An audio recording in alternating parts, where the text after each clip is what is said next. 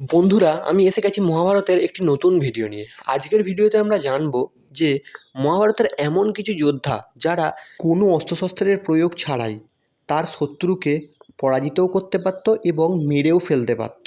দেখুন বন্ধুরা, এই বিষয়ে অনেক কম লোকেরই জ্ঞান আছে, তাই ভিডিওটা সম্পূর্ণ দেখার অনুরোধ থাকবে আপনাদের কাছে। 5 নম্বরে নাম আসে কিচাকের। কিচাকের কথাটা আমরা তখন শুনতে পাই যখন পাণ্ডবরা নিজের অজ্ঞাতবাসের জন্যে বিরাট রাজ্যে ছিলেন। যখন কীচকবধের ঘটনা সব জায়গায় ছড়িয়ে পড়ে তখন দুর্যোধন বলেছিলেন যে মল্লযুদ্ধে শক্তিশালী 4 জন যোদ্ধা আছে: বলরাম, ভীম, কীচক এবং শল্য। কীচক যখন মৎস্যদেবের সেনাপতি ছিলেন, অনেক দেশ বিরাটের ওপর আক্রমণ করতে ভয় পেত এবং কীচক অনেক আক্রমণ থেকে বিরাটকে বাঁচিয়েও ছিল।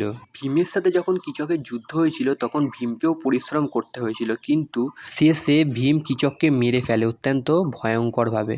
4 নম্বরে আসে জরাসন। জরাসন অত্যন্ত শক্তিশালী যোদ্ধা ছিলেন। তার সাথে যখন ভীমের যুদ্ধ হয়েছিল, ভীম জরাসনের সাথে অনেক দিন ধরে যুদ্ধ করেছিল। ভীম একসময় জরাসনের শরীরকে দুভাগে ভাগ করে দু সাইডে ফেলেও দিয়েছিল, কিন্তু তখনও তার শরীর আপনি আপনি জুড়ে গেছিল। এরপরে শ্রীকৃষ্ণ ভীমকে বুদ্ধি দেয় যে দুটো শরীরকে অন্য অন্য দিকে ফেলতে, আর এরপর জরাসনের মৃত্যু হয়। বন্ধুরা, 3 নম্বরে কি আছেন জানেন? 3 নম্বরে আছেন সূর্যপুত্র কর্ণ। কেন কর্ণ আছে? কর্ণ তো একটা ধনুর্ধর। আপনারা হয়তো জানেন না যে জরাসনের কথা বলছিলাম, সেই জরাসনের সাথে কর্ণরও একবার যুদ্ধ হয়েছিল। ধনুর্যুদ্ধ হয়েছিল, একবার মল্লযুদ্ধও হয়েছিল। আর মল্লযুদ্ধের সময় জরাসনকে কর্ণ মেরেই ফেলেছিল প্রায়। বন্ধুরা, এবার আমরা জেনে নিই 2 নম্বরে কে আছে। 2 নম্বরে আছে অর্জুন। হ্যাঁ বন্ধুরা, আরও একটি ধনুর্ধর। বন্ধুরা, অর্জুন গদাযুদ্ধ শিখেছিলেনই যমরাজের কাছ থেকে। আর অর্জুনের বলের কথা শুনতে হলে, অর্জুন যে গান্ডীব নামক ধনুক চালাতো, সেই ধনুকটা তোলার ক্ষমতা মহাভারতের যুদ্ধে শ্রীকৃষ্ণ, অর্জুন এবং ভীমেরই ছিল। দ্রৌপদী স্বয়ম্বরে যেই ধনুককে জরাসন এবং শল্য তুলতেও পারেনি, সেই ধনুককে অর্জুন তুলে ফেলেছিলেন এবং ছিলাও পরিয়ে ফেলেছিলেন।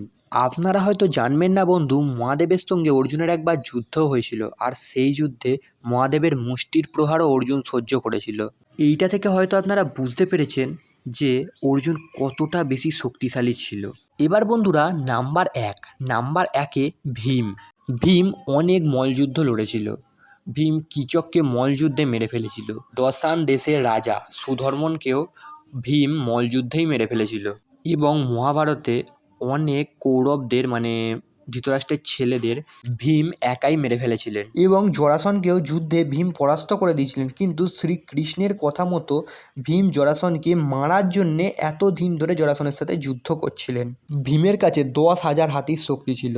ভীম যে কোনো অস্ত্র ছাড়াই বকাসুর, মানিমান আসুর, এরকম অনেক অসুরকে কোনো অস্ত্র ছাড়াই মেরে ফেলেছিলেন। বন্ধুরা, আপনারা হয়তো বলতে পারেন শ্রীকৃষ্ণ এবং বলরামকে কেন রাখলাম না? আপনারা বলুন, এই শ্রেণীতে ভগবান শ্রীকৃষ্ণ আর বলরামকে কি রাখা উচিত? ইনাদের বল তো আমাদের কল্পনারও বাইরে। তাহলে বন্ধুরা, জয় শ্রীকৃষ্ণ। আজকের ভিডিওটা এতটাই। ভিডিওটি ভালো লেগে থাকলে একটি লাইক আর একটি সাবস্ক্রাইব করে দেবেন।